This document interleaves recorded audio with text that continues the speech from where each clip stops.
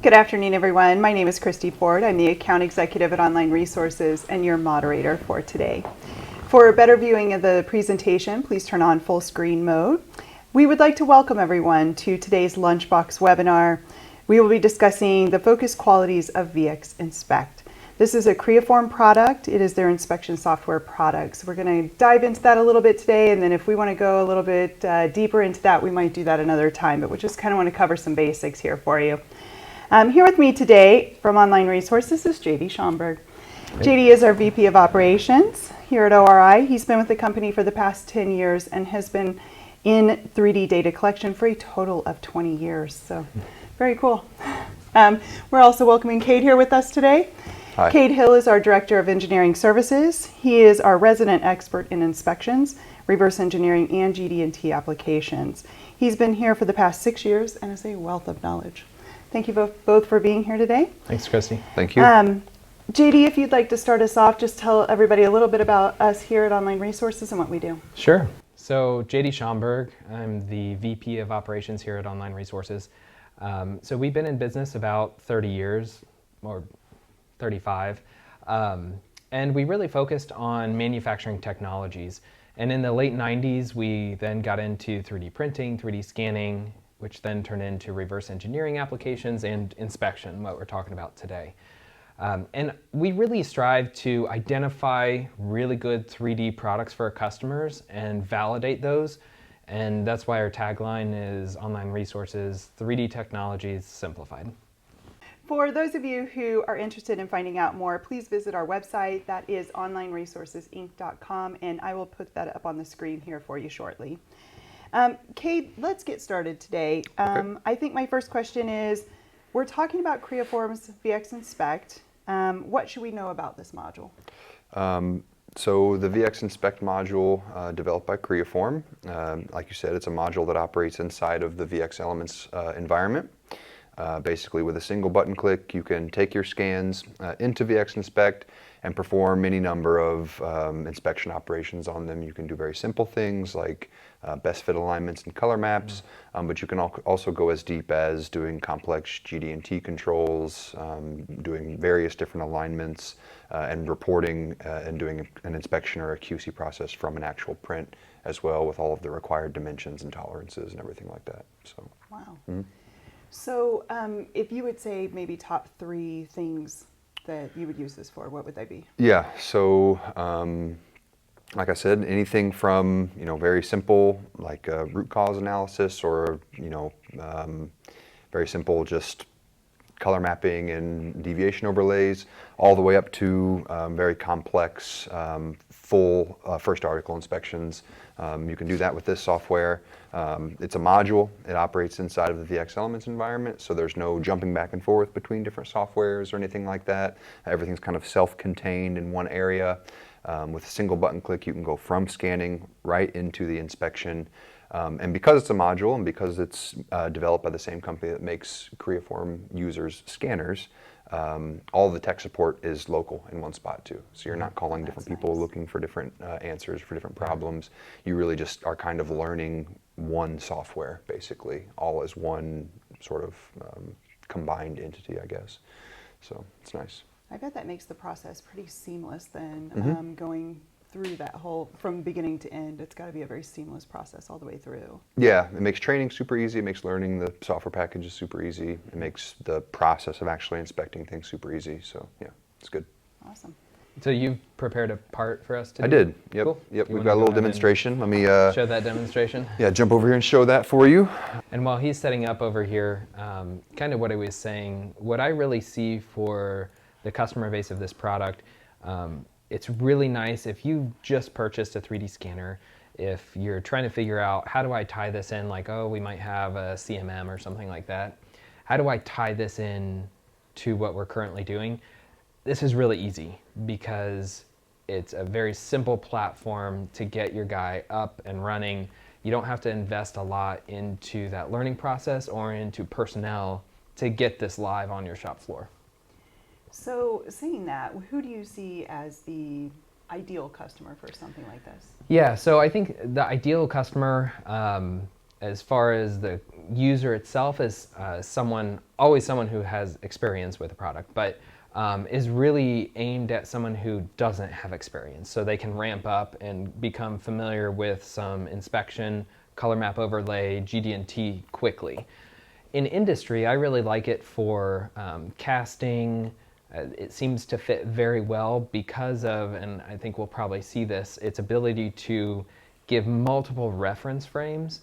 So do we want to look at, like, does this part have enough stock, or is the machining process wrong? We can align to the casting datums or the machining datums and have two conversations with one inspection report. So I like that a lot, but aerospace, automotive, medical, they're all using it. So it allows you to grow into a complex system as well. Wow, that's amazing. All right, Kate, are you ready for us? I am. Awesome. Okay. So what you see on my screen here now is the VXInspect environment. I'll do a quick tour here in a second, but first, let me show you on the screen. We have our CAD model here on the right side, and then we have this blue scan data here. This is simulating just now finishing a scan and clicking the Send to VXInspect button, importing your CAD model, and away you go. So across the top, we have all of our alignments, feature creation, different measuring tools, some color mapping and some annotations for our color maps, replacing scan data to run multiple parts, and some reporting tools, things like that.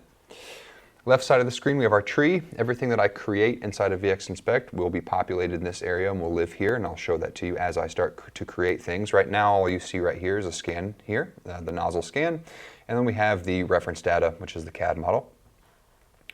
Down at the bottom of the screen, you have some organizational tools. You have an area that has things as they're created in kind of a chronological order, but you can reorganize this as you wish to format your reports the way that you want to see them. And then over here we will have an empty menu, but as I create things we will see all of the geometry controls or things that we can measure, and we'll have the ability to activate and deactivate those and show them or not show them in the finished report. And you'll see that soon once I start creating things. So to begin, I'm going to start with an alignment. I'm going into our alignment tools here, starting with a best fit alignment. We have several options here. We can either choose to align to the whole CAD or to some specific CAD surfaces. I'll just use the whole CAD here. We only have one scan. If you had multiple scans or you wanted to create a new scan, we can select which scan we want to align here, but we only have one, so I'll leave that where it is. The one thing I do want to draw your attention to is this option where we can choose automatic or manual. For this particular part, I will choose manual instead of automatic. Reason being is because the part is radially symmetrical and clocking may become an issue if we use the automatic option. This gives me the opportunity to give the software a little bit of a head start and help it to find the best possible fit with some picked points that I define. And I'll go ahead and do that now. So choosing some points that the parts have in common here. Something like this. Doesn't need to be perfect. It will run the best fit algorithm, and we are now roughly aligned. Now I will not end here. I want to do some other follow-up alignment like a datum alignment, but first we need to have some entities that we can use as datums. So I'll go ahead and do that now. Flipping the part across to the back, I'll go into my entity creation menu, create a plane. I'm going to call this datum A. And this is how I specify how I want to define the measured plane and the nominal plane. We can go deeper into that a little bit later if you want, but for the sake of time, I'll just go over it very quickly. Right now, we're extracting the measured component from the scan, and we are choosing CAD faces to define the nominal. So I'm going to come over here and just click on a couple of CAD faces and tell the software, these CAD faces are how I want to define this nominal plane, and I want you to find the corresponding scan and extract the measured plane from those points on the scan.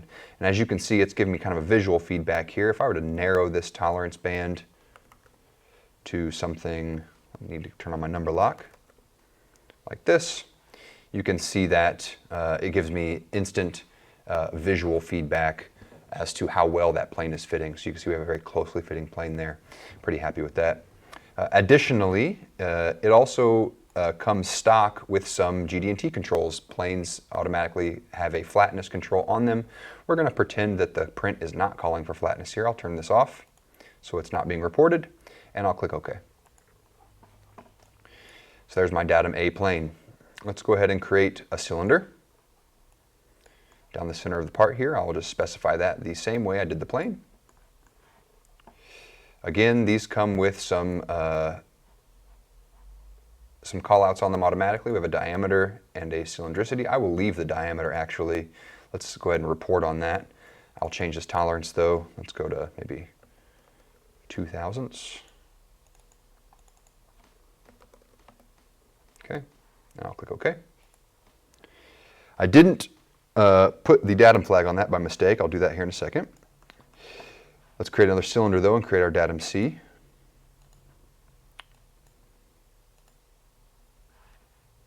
One second.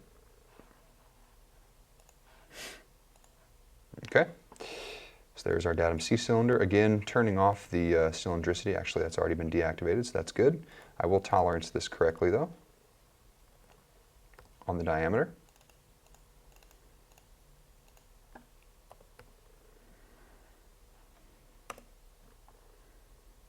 And hit OK.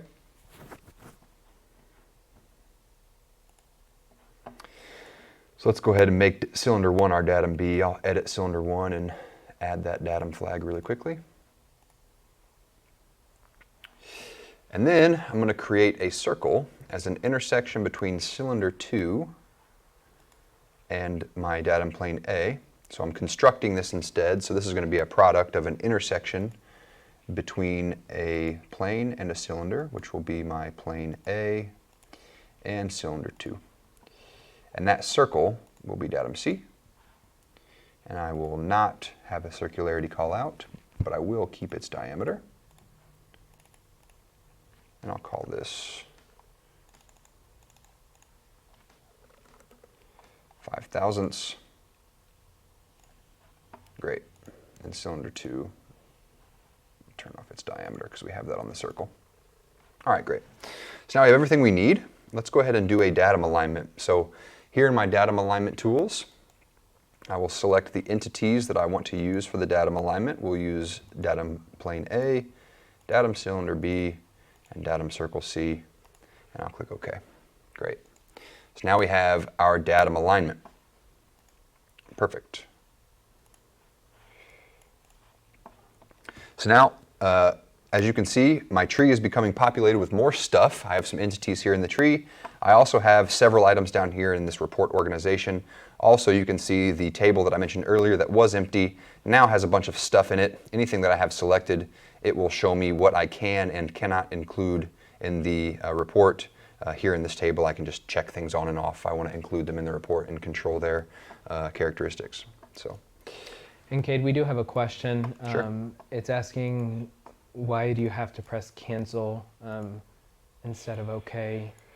And I think I know what they're asking here. Like, for example, in that datum reference frame, you pressed OK and then you press cancel. Yeah. Explain that a little more? So you can kind of see it's happening here on the screen as well when I'm creating these cylinders. What it's doing is it's giving you the opportunity to create the same type of entity one after the other without having to go back into the menu option of the cylinder. So here I've just created 3 cylinders back to back without having to actually go back into this tool every single time. I just select it, click OK, select another one, click OK, select another one, click OK, and then when I'm totally done, I can click cancel. So it's more of like an exit button. Right, basically, yes. Forgot to click that last cylinder there. Okay. So I now we've love got our- how everything like lights up as you're going. So if you're working on a specific thing, I'm seeing it light up as you go, and as you scroll through menus, those things are lighting up as well. I love that. It makes for easy reference to whatever you're doing, easy not to get lost. Yeah, 'cause so you there are see exactly multiple what's happening. ways to select something and do something, but it's tracking so you don't accidentally like click that and like, what did I click? What am I doing? Right. It lets you know exactly what's happening both in the visual interface and in your menu areas. That is Right. that. Additionally, you don't have to select things from the drop down here. If I wanted to come in here and click on this cylinder, I can actually click on it in the workspace as well. Nice. You can also notice that the last circle that I created, I've been creating circles as we've been chatting here. The last circle I created, I modified their tolerances and I deactivated the circularity. The next circle that I create will adopt all of those settings as well. So I don't have to go in and change every single tolerance and every single GD&T call out every single time for every single circle. It kind of remembers the last thing that you've done, which is quite nice. Kind of does them as a batch kind of concept. A little bit, yeah. It just kind of, it has baked into memory just the last thing that I did, so I don't have to go in and change that. If I'm creating 1,700 cylinders in a row, all of those cylinders will adopt the last one's properties, so I don't have to change it for every single one of those 1,700 cylinders. Nice. Okay, cool. So now I have all those circles there that I just created as we were talking. Let me deactivate some of these flags and clean up my workspace here. Just right-clicking these and clicking close so I have to look at them. Kind of creates a mess. Let's create a pattern out of these. I'll make this my, actually I'll do that and I'll put another control on datum cylinder B so we can have some stuff to report. I'm going to create a circle pattern of all of my circles here. And I don't want circularity on that, but I do want to add another GD&T control. We'll put a position on this. Call it 5, oops, not 5/10ths, we'll call it 5/1000ths to AB. Put max material on B. Just create a more complicated GD&T call out for you guys to look at. And one thing that I like about this as well is when you are creating that GD&T call out, it gives you the visualize That's call nice.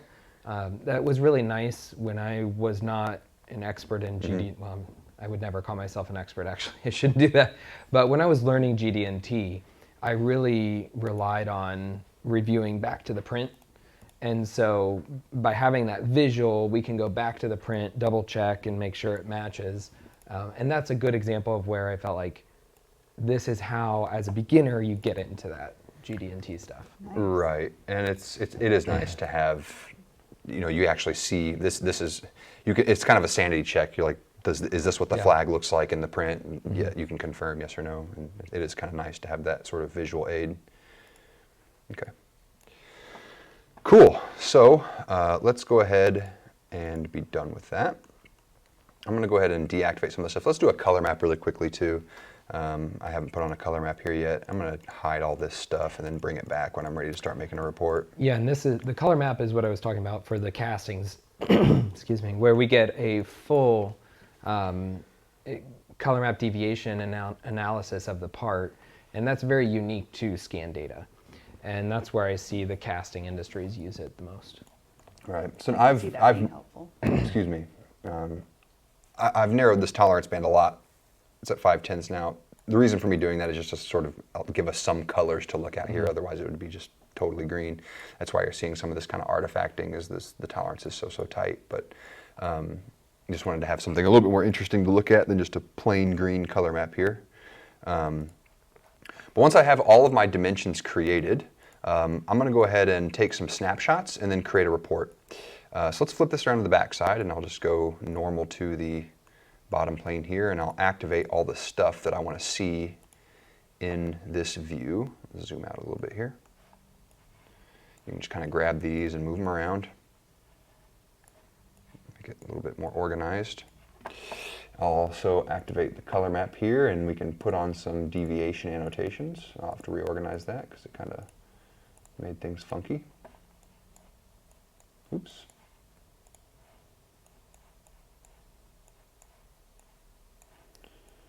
So something like this.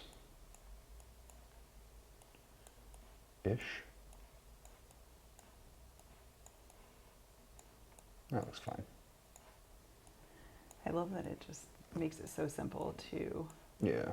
move around. Yeah, It just, drag it around. Yeah. And I get kind of anal with this stuff, but I can. I was gonna say your graphic designers are gonna have a field day. Sorry, I'm just like I need to. If they ever cross like this, I gotta we gotta make it so that they're not crisscrossing one. There you go. That's good. All right. Cool. So now I can click my snapshot button. That'll create a snapshot there.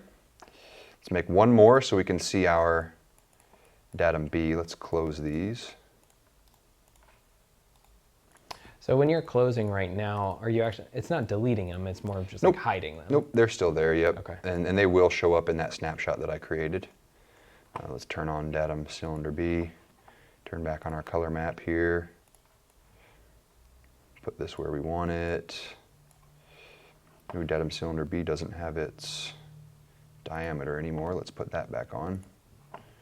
There we go. Okay, and I'm getting another question. Can you run multiple scans through this? Yes, you can. Okay, so is that they're asking, can we replace it and still hold that inspection process? Yep, so the program is written. There's no need to rewrite anything. When you're ready to run another scan, we just click on this add part, and it will allow us to either import a new scan or scan a new part and run this inspection report multiple times for multiple parts. All of the heavy lifting, programming-wise, is finished. The only time investment you have from this point is just doing more scans. Great, so we've done our snapshots. Let's go ahead and take a look at what our report looks like here. And just check out its organization, because I wanted to illustrate another thing that we can do here. So right now, we've got a title page where we can organize this if I wanted to. If I wanted to add my customer name, I'll just call this customer X. And then my organization will be, let's say, Online Resources, Inc. Cool. You can populate all of these however you want. But we have a second page where we have all of our tables and all of our geometry controls and GD&T. And then we have our snapshots down here. Now, I'm not a fan of this. Keep in mind the report organization that I was mentioning before, everything's kind of in chronological order. But what we can do is we can come in here and kind of reorganize this. So snapshot 1 has all of my circles and the circular pattern and things. So I'm just going to grab this and move it up above circle 1, datum C. And then I'll do this snapshot, and I'll move it above cylinder 1, which is datum B, so that when I go back into my report, it alternates. So I have screen capture, cylinder B, so this table is more a description as to what's in this snapshot. We have our second snapshot, and then we have all the table items that are in that snapshot. So we're kind of alternating snapshot table, and that way I just like this sort of organization better. This is kind of standard for what you'll see coming out of most inspection reports from most softwares when you're inspecting from scan data. I like that it gives you the option, though, to put it wherever you want. So Yeah, you right. can kind of organize it however you want. Right, like if I wanted to have all my snapshots up front, I can just grab all of these, just put them above everything. And we have another question. What file formats can be extracted in the report? I don't like that. Let me put this back. Hang on a second. So I'm guessing what we looked at there was like a PDF. Yeah. Can you extract Excel, CSV type stuff? Yep, I'll show you. So if I'm ready to export, I'll click the export button. And here I can choose PDF, XLS, HTML, or a CSV. Cool. So those are our export options. I'll go ahead and just do a PDF, and I'll overwrite this. And it will automatically open that up inside of Edge so I can review it.